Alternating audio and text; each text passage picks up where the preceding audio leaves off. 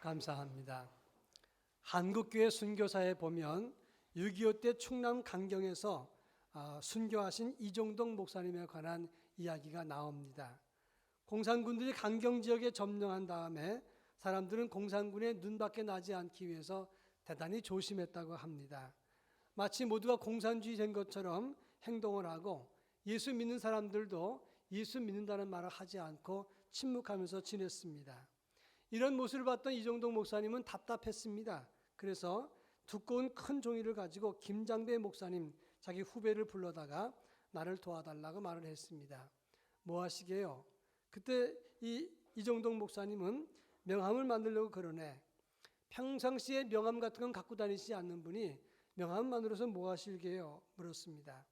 이것 가지고 경찰이고 공산당이고 그리고 만나는 사람에게 나눠주려고 그러네. 아니 목사님이 그리스도가 큰일 나라고 그렇습니까? 이 사람아 자네도 그리스도인 것이 부끄러운가? 부활 신앙을 가진 사람이 내가 복음 전하는 목사인 것을 숨기면 되겠는가?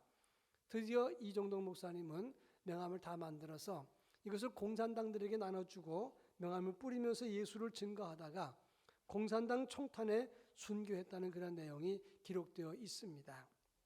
어찌 보면 무모한 것 같이 보입니다. 그러나 부활신앙을 가진 목사이기 때문에 모든 사람이 침묵하고 있을 때 당당하게 부활의 신앙을 전하다가 순교했다고 하는 것입니다. 오늘은 부활주일입니다.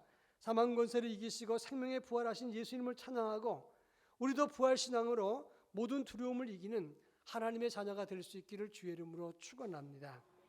오늘 우리가 읽은 고린도전서 15장은 부활장이라고 말을 합니다. 왜 이 장이 부활장이라고 하냐면 그 당시 고린도 교회 안에는 예수 믿는 사람들 중에서 죽은 자가 어떻게 살아나며 산다면 어떤 몸으로 오느냐 이런 문제를 의심하면서 질문하는 사람이 있었다고 하는 것입니다. 그러다 바울은 예수 그리스도의 부활을 설명하면서 첫사람 아담이 범죄함으로 우리에게 사망이 임했지만 마지막 사람 아담이 우리를 살리셨다고 설명을 하면서 예수 안에 있는 우리는 하늘에 속한 자의 형상을 가진 자라 이렇게 강조했다고 하는 것입니다. 특히 오늘 보면 45절에 보면 첫사람 아담은 생명이 되었고 마지막 사람 아담은 살려주는 영이 되었다라고 설명을 하고 있습니다. 생명이란 말이 무슨 말이고 살려주는 영이 무슨 말인가 이 의미를 살피면서 동시에 부활의 주님은 우리에게 무엇을 주셨고 그 안에 거하는 우리는 어떠한 삶을 살아가야 되는 존재인가 이 문제를 함께 살펴볼까 합니다. 제일 먼저 45절 말씀을 다 같이 한번 읽어보겠습니다. 45절 기록된 바 첫사람 아담은 생명이 되었다 함과 같이 마지막 아담은 살려주는 영이 되었나니 첫사람 아담이 생명이 되었다라고 말씀하고 있습니다. 이 생명이 되었다는 말은 에이스 푸시켄 조산이라는 단어를 쓰는데 이 푸시켄이라는 말은 목숨이란 뜻이고 조산은 생명이란 뜻입니다. 한마디로 첫사람 아담은 생명을 부여받은 살아있는 목숨이라 그런 뜻입니다. 이 말은 영생하는 존재라는 뜻이 아닙니다. 그냥 살아있는 목숨이라 그런 뜻입니다. 이 생명이 죄로 인해서 죽을 수밖에 없는 존재가 되었다고 하는 것입니다. 전도서 3장 2절에 보면 날 때가 있으면 죽을 때가 있다고 설명을 했습니다. 우리 인생 모두는 다 죽습니다. 피하고 싶지만 피할 수 없는 것이 죽음인데 죽음은 모든 것을 다 빼앗아 간다고 하는 것입니다. 자기의 소유나 학식이나 가족관계나 재산이나 모든 것을 다 끊어지게 만듭니다. 이렇게 죽는 존재로 태어난 우리들은 지금 생명이 붙어있는 생명이지만 죽는 존재이기 때문에 실존적인 불안을 가질 수밖에 없는 것입니다. 미국 캘리포니아 페니슨 교수는 죽어가는 사람들에게 조사를 했습니다. 왜 당신은 죽음이 두려운가? 이것을 조사했는데 7가지로 설명을 했습니다. 죽음 이후에 미지의 세계에 대한 두려움이 있다. 두 번째는 가족, 친지와 동료들 거기서부터 떨어져 나가는 고독한 괴로움이 있다는 겁니다. 죽음의 길은 혼자 가야 되기 때문에 그 모든 일로부터 분리가 되는 두려움이 있는 겁니다. 그리고 세 번째가 사랑하는 사람과 헤어져야 되는 두려움이 있고 네 번째는 자기의 육체, 자기의 존재가 없어진다는 그런 두려움이 있습니다. 다섯 번째는 죽음 때 고통스러울까 봐 죽음의 고통에 대한 두려움입니다. 여섯 번째는 지금까지 살아왔지만 이제 죽고 나면 모든 것이 다 허무하게 없어질 텐데 이 허무에 대한 두려움이 있는 것이고 일곱 번째는 병들어 어린애처럼 될지 모르는 두려움이 있습니다. 아플까 봐. 그리고 대소변 못 가리고 다른 사람에게 부담을 줄까 봐. 비참한 존재가 되면 어떡하나, 이런 두려움이 있다고 하는 것입니다. 죽음은 두려운 것인데 모두에게 찾아오는 것이기 때문에 우리는 불안과 두려움과 염려가 있는 것입니다. 여러분 알다시피 예수님 붙잡혔을 때 베드로는 예수님을 3번이나 모른다고 부인을 했습니다. 마가는 예수님을 따르다가 벗은 몸으로 도망을 했고 다른 제자들은 다 숨어버리고 도망갔습니다. 왜 그럴까요? 죽음이 두렵기 때문에 그렇던 것입니다. 제가 군 생활할 적에 주일 저녁이라고 기억됩니다. 제 후배 친구와 함께 사령부에서 이제 아래에 있는 군인교회 가서 예배를 드리고 그 다음에 마치고 다시 사령부로 올라가는 길이었습니다. 군인 부대 사령부는 위에 있었고 산이 있는 데 있었고 위병소에 있는 그쪽에는 군인교회가 있었습니다. 예배를 드리고 기쁜 마음으로 걸어 올라오고 있는데 또 위에서는 진중버스가 내려오고 있었습니다. 그런데 그날따라서 마른 번개가 많이 쳤어요. 번쩍번쩍하면서 꽝꽝 소리가 나는데 지금 막 요 피아노 정도 있을 만큼 거리에 자동차와 버스와 제가 있었습니다. 근데 그 사이로 번개가 팍 떨어진 거예요. 번쩍하면서 얼마나 소리가 컸는지 저희 두 사람은 누구라 할 것 없이 그냥 두 사람이 납작 엎드렸습니다. 그런데 얼마나 몸이 얼어붙었는지 손과 발이 마음대로 움직이지 않았습니다. 버스도 놀랬지만 잠시 후에 지나갔고 우리 둘은 그 길바닥에서 그냥 누워 있었습니다. 엎드려 있었어요. 그리고 난 다음에 조금 지난 다음에 일어나는데 그 다음엔 걸음이 안 걸어집니다. 너무 놀래고 죽음이 눈앞에 있었다고 생각하니까 발이 안 움직이는데 정말 어리나갔다는 말이 무슨 말인지 분명히 체험을 했습니다. 손발이 안 움직입니다. 제 의지랑은 상관없이 안 움직이는 겁니다. 모든 인간에게 죽음이 찾아올 때 자유로운 사람은 아무도 없습니다. 왜냐하면 죽음이라고 하는 공포가 찾아오기 때문에 그 영향을 받기 때문에 그렇습니다. 죽음이 두렵고 무섭기 때문에 아담 이후에 모든 인간은 여기에 지배를 받았습니다. 그래서 죽음이 찾아오면 비굴해지고 초라하고 분노하고 어리석게 되고 나약하게 되는 것이 인간의 모습이라고 하는 것입니다. 키블러 로스라고 하는 사람은 암 환자들이 죽어가면서 어떤 과정을 겪는가 모든 사람들을 다 조사해서 통계를 냈는데 죽음에 대한 환자의 상태가 5단계가 있다고 합니다. 첫째는 부정입니다. 믿을 수 없어. 내가 무슨 암이야. 부정하다가 둘째는 분노합니다. 왜 내게 이런 일이 생기는가 분노하고 세 번째는 협상을 합니다. 나 죽기 싫으니까 내가 헌금을 많이 할 테니까 나 좀 조금 더 살려주십시오. 내가 믿음으로 살겠으니까 나 좀 있게 해주십시오. 협상을 하다가 네 번째는 우울해집니다. 그리고는 이제 절망과 좌절 속에서 우울한 감 때문에 생기를 잃어버립니다. 그 다음에 다섯 번째가 수용입니다. 감정 반응이 무디어지다가 나중에 그 죽음을 수용하고 서서히 죽어가는 길을 걷게 되는 것입니다. 많은 사람들이 죽음의 지배를 받고 두려워합니다. 그래서 비겁해지고 초라해집니다. 그런데 오늘 보면 45절에 보면 마지막 사람 아담은 우리에게 살려주는 영이 되었다라고 말을 합니다. 살려주는 영이라고 하는 것은 우리에게 생명과 영생을 주는 영이라 이런 뜻입니다. 고린도전서 15장 21절로 22절에 보면 사망이 한 사람으로 말미암았으니 죽은 자의 부활도 한 사람으로 말미암는도다. 아담 안에서 모든 사람이 죽은 것 같이 그리스도 안에서 모든 사람이 삶을 얻으리라 이렇게 말을 했습니다. 예수님께서 십자가에서 죽으시고 다시 부활하심으로 우리 모두에게 죄값을 지불하시고 새 삶을 얻게 하셨다고 했습니다.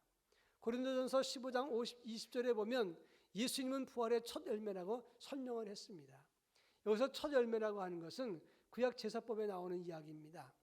이스라엘 사람들이 한 해 농사를 짓고 그다음에 이 모든 소출을 하나님께 드릴 때 다 드릴 수가 없으니까 첫 번째 열매를 드립니다.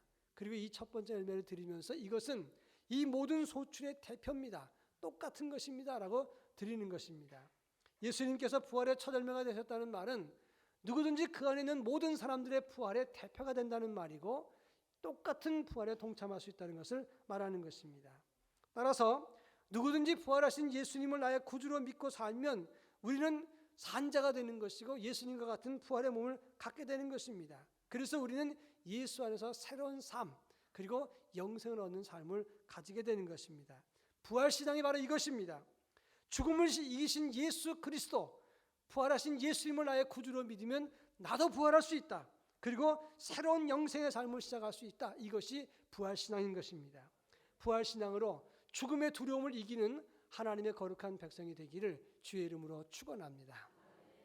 자, 그런가 하면 46절부터 49절까지 해서 우리가 하늘에 속한 형상을 가지게 되었다라고 설명을 하고 있습니다. 46절서부터 49절까지 한 절씩 교독합니다.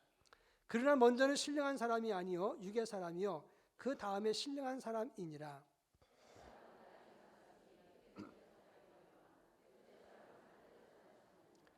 무릇 흙에 속한 자들은 저 흙에 속한 자와 같고 무릇 하늘에 속한 자들은 저 하늘에 속한 이와 같으니 우리가 흙에 속한 자의 형상을 입은 것 같이 또한 하늘에 속한 이의 형상을 입으리라. 오늘 본문 안에서는 두 그룹으로 인간을 설명합니다. 첫째는 육의 사람인데 땅에서 났고 흙에 속하고 흙에 속한 형상을 지녔다라고 말을 했습니다. 땅에서 난 존재, 우리 인간을 말합니다. 한마디로 말하면 흙으로 빚고 우리가 생명을 받은 다음에 다시 흙으로 돌아가는 존재, 그래서 흙에서 났고 흙에 속했다는 말입니다. 흙에 속한 형상을 가졌다는 말은 흙으로 만들었기 때문에 우리는 땅의 것, 육신의 것을 추구하는 삶을 산다, 그런 뜻입니다. 그러나 둘째 사람 아담은 하늘에서 났고 하늘의 형상을 가졌다라고 말했습니다. 하늘에서 났다는 게 무슨 말입니까? 예수님은 분명히 이 땅에서 태어났고 이 땅에서 죽었습니다. 근데 어떻게 하늘에서 나셨습니까? 이 말은 예수님께서 인간의 씨로 태어난 게 아니라 성령으로 태어났기 때문에 하늘에서 오신 분이기에 하늘에서 났다는 말입니다. 그리고 예수님께서 하늘의 형상을 가졌기 때문에 누구든지 그 안에 있으면 우리도 하늘 형상을 입는다, 그런 말입니다. 고린도전서 15장 22절에 보면 그리스도 안에서 모든 사람이 새 삶을 얻으리라 이렇게 말했는데, 이 새 삶을 얻는다는 말은 조포이 에데손타이라는 단어를 씁니다. 이 말은 시제가 앞으로 영생을 얻는다, 그런 뜻입니다. 지금 우리 인간은 다 육신으로 태어났습니다. 그래서 육신으로 태어나서 흙으로 돌아갑니다마는 그러나 부활의 예수를 믿음으로 앞으로 예수님처럼 영생의 새 몸, 영생의 몸을 받게 된다는 것입니다. 이 사실을 우리가 믿음으로 고백해야 된다 하는 것입니다. 이 사실을 믿으시길 바랍니다. 그런데 왜 그러면 우리 인간에게 영생의 몸, 신령한 하늘의 몸을 덧입게 하시는가? 50절에 보니까 혈과 육은 하나님 나라를 이어받을 수 없고 또한 썩는 것은 썩지 아니할 것을 유업으로 받지 못하니라, 이렇게 말했습니다. 우리 몸은 땅의 형상을 가졌습니다. 흙에 속한 존재입니다. 그래서 하나님 나라를 유업으로 받을 수 없기 때문에, 그래서 우리를 예수 부활 안에서 하늘의 형상을 덧입게 하고 그리고 부활된 몸으로 하늘의 것을, 하늘에 썩지 아니할 유업을 받게 된다, 그런 말씀입니다. 그런 의미에서 우리는 육시의 사람이지만 예수 그리스도를 믿음으로 하늘의 신령한 형상을 갖게 됐고 그리고 영원한 하늘나라 유업을 받게 된 것입니다. 그런 의미에서 우리는 이 땅의 사람이지만 이 땅의 사람이 아니라 하늘에 속한 주의 백성이라, 그런 말입니다. 따라서 우리가 하늘에 속한 사람이기 때문에 땅의 것을 창념하지 않고 육신에 속한 아름다움이나 사라질 험한 것에 미련을 두면 안 된다, 그런 뜻입니다. 창세기 19장에 보면 아브라함이 자기 조카 롯에게 이제 소돔과 고모라 땅이 멸망한다, 그러니 너는 그 소돔과 고모라에서 나오라. 나올 때는 뒤를 돌아보지 말라고 천사가 일러준 말을 알려줬습니다. 롯의 두 사위에게 그 말을 했더니 농담으로 여겼더라 그랬어요. 그리고 롯의 아내는 뒤를 돌아보다가 소금 기둥이 되어버렸습니다. 무슨 말입니까? 땅의 것에 미련을 두다가, 육신의 것에 미련을 두다가 구원받지 못했다, 그런 뜻입니다. 저는 한 달 전쯤에 이사를 하게 됐습니다. 근데 이삿짐 나를 때 이삿짐 나르는 아저씨들이랑 잠깐 얘기를 했는데 이분들이 저한테 그런 얘기를 하는 거예요. 저희가 이삿짐을 많이 날라보는데 이사 나갈 때 이 그전 살던 집이 이삿짐 때문에 바닥이 긁히거나 끓기거나 찍히게 되면 말하는 사람이 아무도 없대요. 나갈 집이니까. 자기가 살 집이 아니니까 나가지 않는데, 그런데 자기가 들어가 살 집, 이 짐을 나르다가 긁히거나 아니면 끓기거나 찍히면 그냥 가만히 있지 않는답니다. 펄펄 뛴다는 겁니다. 그러면서 하는 말이 그 집이나 그 집이나 다 똑같은 집들인데 살 집 아니라고 거긴 끌켜도 상관없고 들어갈 집은 끌키면 난리가 난다는 거예요. 그리고 하는 말이 이민 가는 사람들이 가구를 팔 때 그 가구를 팔기 위해서 나갈 때 찍혔다고 안타까워하는 사람이 아무도 없다는 거예요. 좀 빠개지거나 긁혀도 상관없다는 겁니다. 왜냐하면 가져가지 않을 거니까 챙길 이유가 없다는 거예요. 저는 그 이야기를 들으면서 의미가 있다고 생각을 했어요. 그렇습니다. 우리가 이 땅에 살면서 이 땅의 것들은 다 두고 갈 것입니다. 따라서 이 땅에 두고 갈 것, 영원히 가지지 못할 것이기 때문에 이 땅의 것에 대해서 미련을 그만큼 많이 두거나 거기에 창념하면 안 된다고 하는 것입니다. 왜냐하면 우리는 하늘에 속한 형상을 가졌기 때문입니다. 록펠러라고 하는 유명한 부자가 암에 걸렸다는, 그래서 생명이 얼마 남지 않았다는 판결을 받았습니다. 그가 이제 돈 많이 벌었지만 의미가 없었어요. 그래서 엄청난 재산을 자선단체에 기부를 했습니다. 그런데 기부한 다음에 안 소식이 뭐냐면 암 걸렸다는 것이 잘못된 오진이었다는 걸 알았어요. 얼마나 화가 나겠습니까?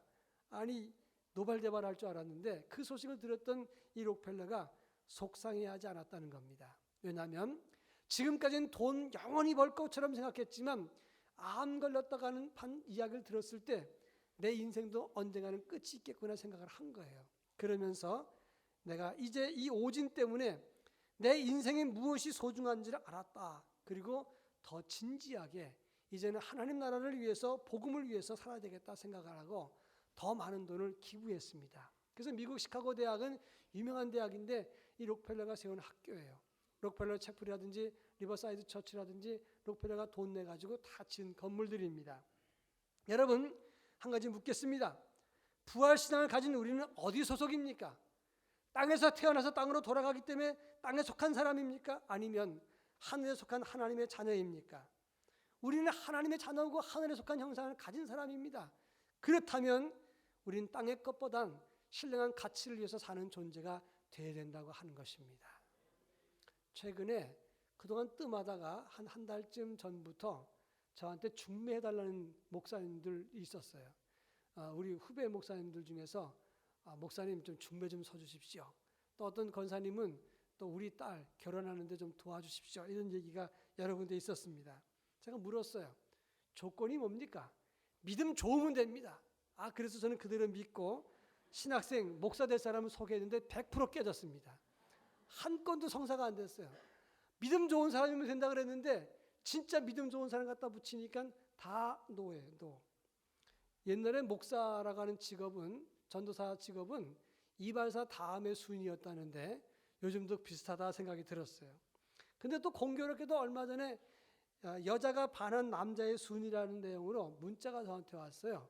근데 그걸 보니까 1위부터 9위까지인데 잘생겼는데 돈 많을 때 1위, 어리지만 돈 많을 때 2위, 아무것도 아닌데 돈 많으면 3위, 못생겼지만 돈 많으면 4위, 싸웠지만 돈 많으면 5위, 아무것도 아닌데 짜증만 내지만 돈 많으면 6위, 노래는 지지리도 못하지만 돈 많으면 7위, 바람을 피웠지만 돈 많으면 8위, 몸이 더럽지만 늘 지저분하지만 돈 많으면 9위.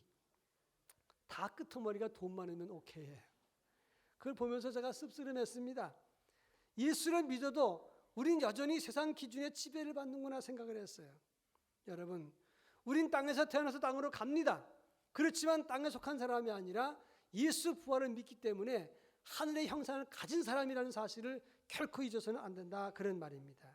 그런 의미에서 우리의 생각이나 미래도, 우리의 삶도 땅의 것이 아니라 하늘의 것으로 채워져야 된다 하는 말씀입니다. 하늘의 것을 바라보며 구별된 삶을 살아가는 하나님의 자녀가 되기를 바랍니다. 자, 그렇다면 우리는 부활의 신앙을 가지고 어떻게 살아야 되는가? 로마서 6장 11절에 보면 그리스도 예수 안에서 하나님께 대하여는 살아있는 자로 여길지어다 라고 말했습니다. 하나님께 대해서 산 자로 여길지어다, 이것이 부활신앙의 첫째 의미입니다. 로마서 6장 9절에 보면 이는 그리스도께서 죽은 자 가운데서 살아나셨음에 다시 죽지 아니하시고 사망이 다시는 그를 주장하지 못할 줄을 알미로다 그랬습니다. 하나님께 대해서 산 자로, 사망이 지배하지 않는 자로 구별된 삶을 살아야 된다, 이렇게 말씀을 하고 있습니다. 그런가 하면 성경은 이 부활의 신앙을 가진 사람은 이 부활의 생명을 사람들에게 알리고 나누라 이렇게 말하고 있는 겁니다. 지난 2011년 일본 미야기현의 이시노마키 지역에서 9.0의 강도의 지진이 있었습니다. 마을 전체, 그 지역 전체가 다 쑥대밭이 됐어요. 그때 죽은 사람이 3,236명입니다. 그리고 행방불명자가 493명이었고 그때 파손된 집이 33,378채였어요. 많은 사람들이 죽었고 많은 사람의 집이 다 없어졌습니다. 그때 스기모토 유토라고 하는 그런 어떤 분이 담요를 뒤집어 쓰고 신발도 제대로 신지 못하면서 정신 나간 사람처럼 자기 5살 난 아들 라이토를 찾겠다고 나섰습니다. 라이토야 라이토야 그러면서 울부짖으면서 막 몸이 엉망됐는데 담요를 뒤집어 쓰고 찾는 것이 외신 방송에 나왔어요. 탑뉴스로 나갔습니다. 세계적인 안타까움으로 그 아이가 어떻게 됐는가 궁금해했어요. 그런데 죽은 줄만 알았던 이 라이토가 살았습니다. 그래서 이 부모가 그 아이를 받았어요. 그러고 난 다음에 지진 1년 지난 다음에 죽은 아들을 찾던 그 자리에서 아들과 함께 사진을 찍었는데 그것이 인터넷에 공개됐습니다. 전 세계에서 축하를 해줬어요. 죽은 줄만 알았던 그 아들 살아 돌아왔으니 축하합니다. 많은 사람들이 그걸 축하해 줬습니다. 여러분, 죽은 자가 다시 살았으면 가만히 있을 수 없지 않습니까? 알려야 됩니다. 이 기쁜 소식을 사람들과 함께 나누어야 된다 그런 말씀이에요. 미국 위스콘신주의 어떤 할아버지 할머니가 경비행기를 타고 하늘을 날았습니다. 할머니는 81세고 할아버지는 이제 조종석에서 운전을 하는데 할머니는 운전할지 몰라요. 그냥 태워갖고 하늘을 난 겁니다. 근데 할아버지가 조종석에서 의식을 잃어버렸어요. 이 비행기는 추락을 합니다. 연료도 없습니다. 한쪽 엔진이 꺼졌습니다. 그런데 추락을 하고 있는데 할머니가 급히 경찰한테 연락을 했어요. 경찰서에서 조종 경험이 없으니까 지상 조종사와 연결을 시켰습니다. 그래서 할머니 정신 바짝 차리고 우리가 시키는 대로 하십시오. 그래서 이것저것 조작하는 법을 가르쳐줘서 이 비행기가 비상 착륙을 했는데 땅에 한번 쿵 떨어지고는 다시 떨어져서 그대로 안전하게 비상 착륙을 했습니다. 이 소식이 세계 여러 뉴스에 타고 나갔는데 전 세계에서 이 할머니를 축하해 줬어요. 할머니 용감합니다. 그 행동에 찬사를 보냅니다. 다시 살아서 기쁩니다. 전 세계에서 축하해 줬습니다. 살았다고 하는 것은 축하받을 일입니다. 축하할 일이고 세상에 알릴 일이고 기뻐할 일입니다. 우리가 다시 산 것도 마찬가지입니다. 부활의 신앙으로 다시 영생을 하게 되었으니 이 모든 사실을 알리고 축하하고 축하받아야 되는 것입니다. 이사야 26장 19절에 뭐라고 말합니까? 주의 죽은 자들이 살아나고 그들의 시체들은 일어나리이다. 티끌에 누운 자들아 너희는 깨어 노래하라. 주의 이슬은 빛난 이들이니 땅이 죽은 자들을 내어 노리로다. 이렇게 말했습니다. 이사야 26장 19절은 이사야가 메시아의 부활을 예언한 것입니다. 그 부활의 예언을 속에 뭐라고 나옵니까? 티끌에 누운 자들아 너희는 깨어 노래하라. 우리들은 티끌에 누워있는 죽은 존재들과 같은 사람들입니다. 그런데 부활의 소식을 듣고 깨어 노래하라고 성경은 말했습니다. 이제 하늘의 형상, 영생의 비밀을 누리게 된 우리는 깨어 찬양하고 하나님께 영광을 돌리는 삶을 가져야 된다고 하는 것입니다. C.S. 루이스는 예수님의 최대의 업적은 그분이 부활의 메시지를 선포하시고 그 메시지대로 다시 사신 것이다. 그리고 우리에게 하늘에 속한 형상을 주신 것이다. 하나님을 찬양하라. 이렇게 말했습니다. 우리에게 하늘의 형상을 주시고 영생을 주신 하나님께 영광의 찬양을 드리는 것이 마땅한 것입니다. 강원도 강릉에 가면 초당 두부집이 있습니다. 초당 두부가 아주 유명한데 거기 가면 다 원조집이래요. 100년 전통 할머니 초당 두부집 그리고 진짜 원조집 간판이 환하게 많이 붙어 있습니다. 처음 가는 사람은 어디가 진짜인지 몰라요. 저도 가봤는데 어디가 진짜인지 아직도 모르겠어요. 근데 교인들이 여기가 진짜라고 알아갖고 인터넷에 갔는데 가보면 거기도 진짜가 아닌 것 같아요. 그런데 원조라고 하는 진짜 원조집은 간판이 화려하지 않답니다. 원조라고는 자부심이 있기 때문에 100년 전통이라는 간판을 쓸 필요가 없어요. KBS, SBS, MBC에서 나왔던 집 이거 쓸 필요도 없는 겁니다. 그저 맛있는 집 그것이 고작이에요. 제가 왜 이 말씀을 드리는 거 아니?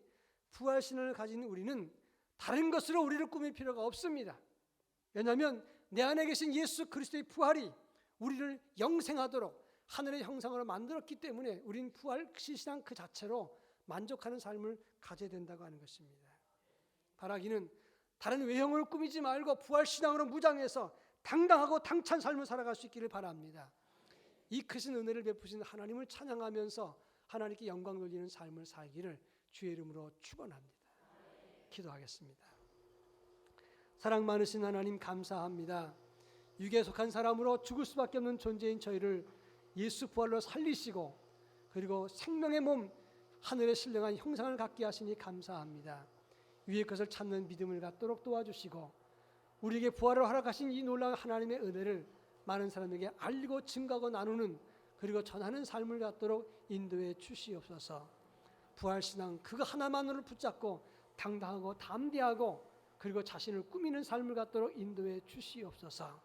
예수님의 이름으로 간절히 기도합니다. 아멘. 아멘.